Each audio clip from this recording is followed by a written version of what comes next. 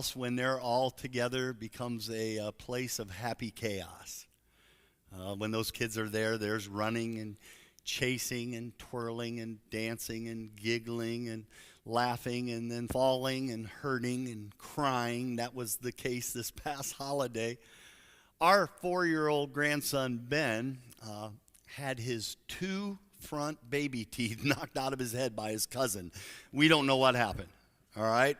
We were all in the same room. It was a great room, and the sofas are in the middle of the room, and they were running around the sofas, and this happened on the back side of a sofa. There was a loud thud, and then there was a scream, and then there was crying, and then there was blood, and there on the floor were 2 little baby teeth, and they're completely gone.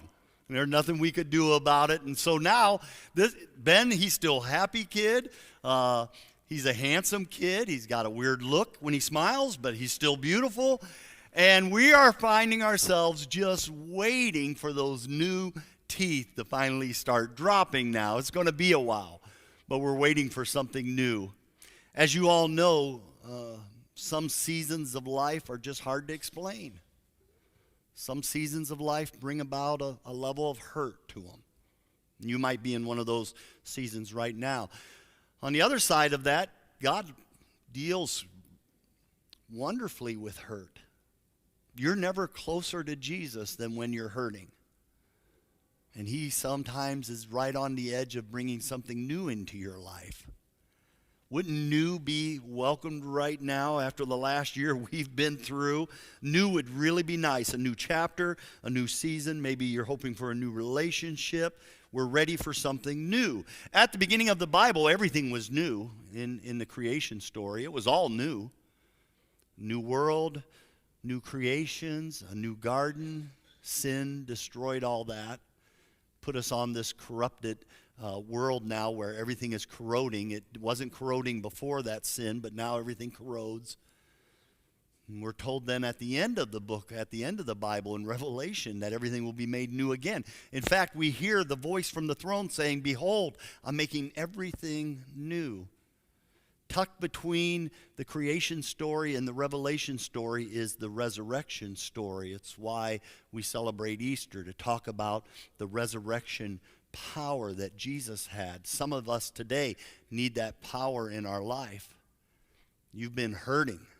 You need something new to come along. You're wondering when it will be new, and you have no idea how close you are to it. Yeah, there's this final newness. One day when we get to heaven, we know that, but there can be new right now also. Jesus has that kind of power. Jesus was the first one to be resurrected. Now, I say that in a room where there's lots of religious people, and you're going, whoa, wait a minute. No, he was the first one to be resurrected. I'm going to stand by my statement, and I'll explain it. All the other resurrection stories, and we talk about them all the time, were not really resurrection stories. They were resuscitation stories. Don't get me wrong, they were dead. I believe they were dead. Lazarus was dead. He was in a tomb for 4 days, clearly dead. And Jesus brought him back to life. But what Jesus did was Jesus brought him back to his old life, back to his old relationships, back to his old community. Lazarus would go on one day to die again. Do you understand that? When Jesus raised the 12-year-old little girl, Jairus' daughter, from the dead, it was not a resurrection, it was a resuscitation. She was clearly dead, but he brought her back to life. That little girl would grow, and she would one day die again. The widow's son, who was resuscitated to life. Clearly dead. They were having his funeral procession when Jesus brought life back into him, and he came back to life. But that young man would go on one day to die. The same is true in the Elisha story with the little boy. The same is true in the story in Acts of Tabitha. The same thing is true in the story of Acts of Eutychus. All of those people died, but they were resuscitated back to their old life and would one day die again. When Jesus came back from the dead, when he was resurrected, he didn't come back to the old. He came back and started something new moving forward, because Jesus would never die again. He's the first of all the resurrection stories. And maybe that surprises you today. 1 Corinthians 15 says this, Christ has indeed been raised from the dead, the first fruits of those who have fallen asleep. He's the first. And when he pulled that off, it changed everything for us. It brings about something new right now for us. Okay, so there's new now and there's new in the future. Can I talk about the new in the future for a moment first? It's found in Revelation 21. Here's the new that's coming our way one day when we get to heaven. It says, then I saw a new heaven and I saw a new earth, for the first heaven and the first earth had passed away, and there was no longer any sea. We'll come back to that. I saw a holy city, the new Jerusalem, coming down out of heaven from God, prepared as a bride, beautifully dressed for her husband. Okay, I'm going to take a few moments and dissect all of this for just a minute. Most of us, we don't have a problem seeing a need for a new earth. This new earth was corrupted. With the sin of Adam and Eve, it was corrupted, and we live in a corrupted world. That's why you have to deal with thorns and thistles in your yard. It's why you have to deal with weeds. It's why we have to deal with pain. It's why we have to deal with aging, frail bodies. All of that goes back to that time. And so it's not hard to say, yeah, we can see the need for a new earth. But why a new heaven? Wait a minute. Why does it say a new heaven? Just real quick, scholars kind of disagree on this. Some scholars believe that it has to be new because until Satan is completely destroyed, Satan has access to heaven. He goes there and he accuses you in front of God. Do you understand what I'm saying? Oh my goodness. Hey God, did you see what your preacher Ron just did? That your plan isn't working. Can you believe he would do something like that? He's not really that loyal to you. Why do you continue to be loyal to that kind of accusation? We learn this from the story of Job in the Old Testament. And until he's completely destroyed, heaven won't be able to become new until he doesn't have access to it anymore. Some scholars feel that way. Me, on the other hand, I see it a little bit different. I think it's new because Jesus is working on it right up to the very last minute before his second coming. Jesus said, I go there to prepare a place for you. So Jesus is working right now on heaven. Now stop here, just catch this for a moment. This great big beautiful world that we have took the Lord only 6 days to create. How much more amazing must heaven be by now? And he's been working on it for 2,000 years. Yeah. And then there's that little portion in there, there's no longer any sea. And some of you are heartbroken right now. You're going, whoa, wait a minute. Are you kidding me? No ocean, no beaches, no sand, no surfing, no beach boys. What are you talking about? And that's hard to explain. I mean, I love the ocean also. I love being at the ocean. If I'd have been the Lord, I would not have gotten rid of the ocean. No longer any cats. I might have done something like that, but no longer any sea. What does that mean? Some people see that as a metaphor and others see it as literal. Those who say it's a literal thing, there's no longer any ocean, they see life so drastically different in heaven that we won't need water anymore like we do now. We need a lot of water. Our bodies are made up of 90% water. A lot of water is required. When we get to heaven one day, you won't have that need anymore. They said the new earth, some people see the new earth as being restored back to its formal glory of the Garden of Eden days. So it's the same earth, just new. Other people say it's drastically different. You'll see things you've never seen before or ever imagined before, maybe. And yet some people see this as figurative. Ancient Jews looked at the sea and, oh my goodness, they saw unrest, storms, fear, corrosiveness, just the ability to corrode things. There's none of that stuff in heaven, so I don't know how to interpret that. I don't know what that no sea means. If there's an ocean there, I'm still hoping for a cruise ship. That's what I'm hoping for. But who knows? But then he says, I see that holy city coming down. There's not many landmarks given to us on the new earth, but boy, in the holy city there's some landmarks. Streets of gold, yes. Jasper floors, yes. City gates that are made of all pearl. Heaven, the holy city, is described as 1,500 miles squared. 1,500 miles long, 1,500 miles wide. That's from here to the southern tip of Florida. That's the holy city. And 1,500 miles high. How many stories is that? That's the holy city that we'll one day dwell in. It's lit by God's glory. The gates are open, which I think there's a going in and coming out. I think we get to explore the new earth. All of that is there waiting for you. But there's more than just gold.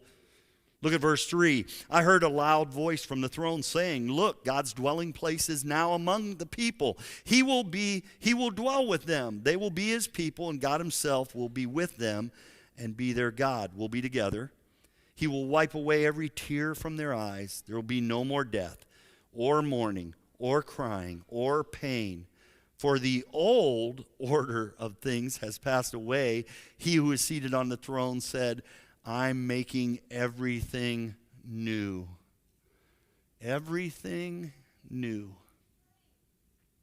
Boy, there's some new things I'd like to have right now. Wouldn't mind a new car. I got a car that has a rattle in it nobody can figure out, so we just drive it with the rattle.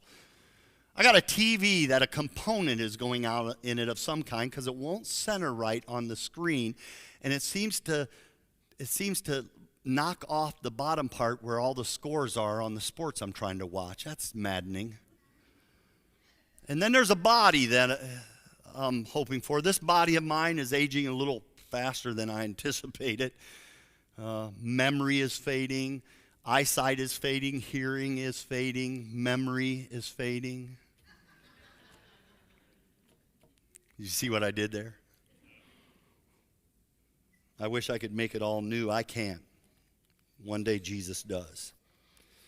Revelation 21 is given for anyone who struggles with hope. It's okay to think about heaven. God told you about it. It's okay to dream about it, wish for it. It's okay to look forward to it. What do you look forward to in heaven? I asked a series of really close friends that question. Now, I know we look forward to seeing Jesus. That needs to be priority one. If we ever lose trace of wanting to see Jesus, then we got our priorities mixed up. We have to always look forward to seeing Jesus. But what else are you looking forward to when you get to heaven? I was surprised. There were some thoughts I hadn't even considered before. I'm looking forward to not jumping at a sudden noise, someone said. I hadn't had that thought. I'm looking forward to not having any more bad dreams. I'm looking forward to hearing well done for the smallest acts of what I thought were just being polite, just being courteous, but actually were in the nature of Jesus Christ. I'm looking forward to hearing him say, well done for those little things. I hadn't thought of that. I'm looking forward to seeing new colors. I'm looking forward to seeing parents united with their babies. I'm looking forward to seeing loved ones arm in arm, smiling and waiting for me at the gate. I'm looking forward to seeing broken hearts made glad again and hearing their uncontrollable, contagious laughter. I'm looking forward to seeing disabled children run. I'm looking forward to seeing elderly people doing cartwheels and backflips. Here's one that really moved me. I'm looking forward to seeing walkers and canes and empty wheelchairs all lined up and abandoned at the city gate. Never needed again. Jim Allen and his wife Natalie, Jim's one of our elders here, and if you ask him what he's looking forward to, he'll just about break your heart. Jim and Natalie are raising a special needs daughter. She's in her 20s now, and she requires full care. And in fact, Lou cannot communicate. Lou can't talk. They got to really watch her because when she gets sick, she can't, they know she's sick, but they can't tell what's wrong because she can't communicate where it hurts. And of course, Jim and Natalie, they look forward to seeing Lou made well again one day. That's what they look forward to.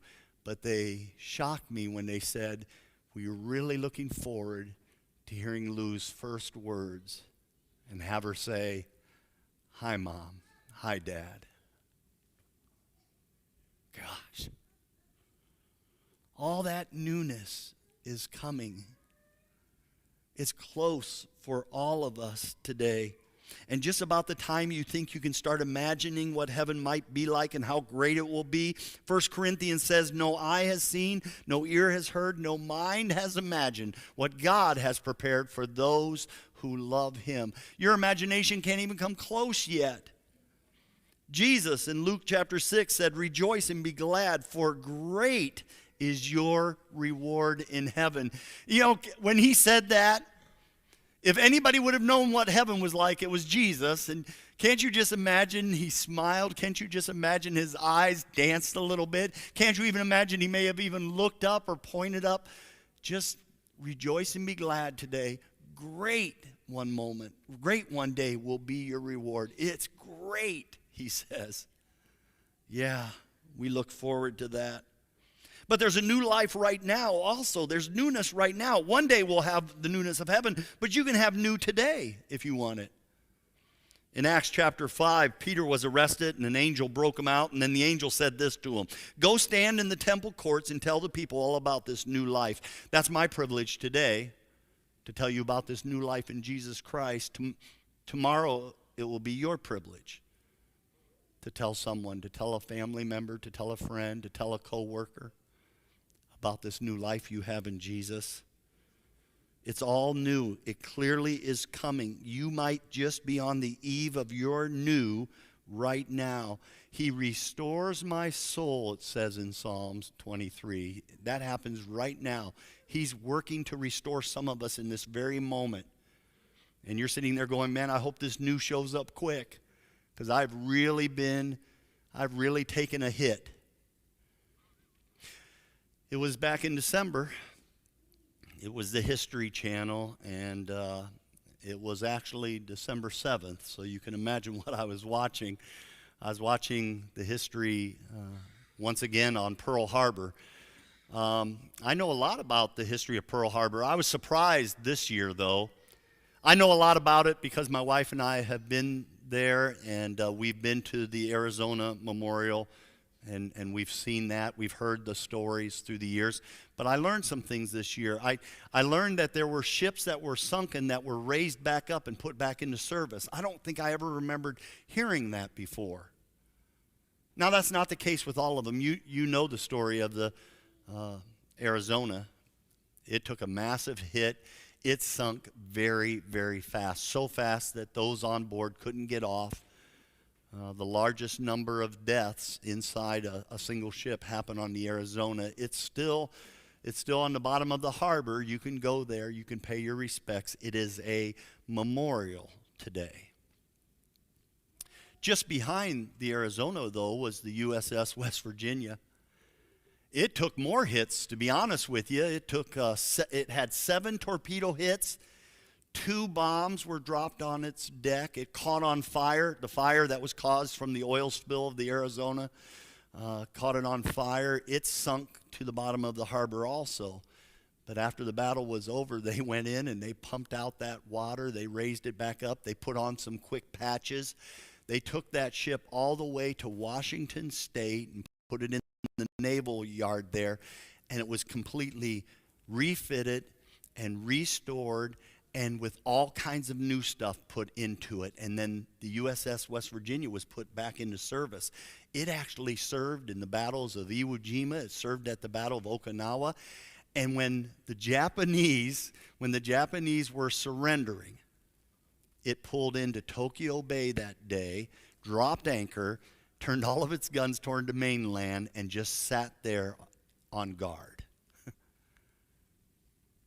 I didn't know that there were so many ships. 13, by the way, 13 ships that sunk on that day were raised back up and put back into service. That was news to me. I shared that with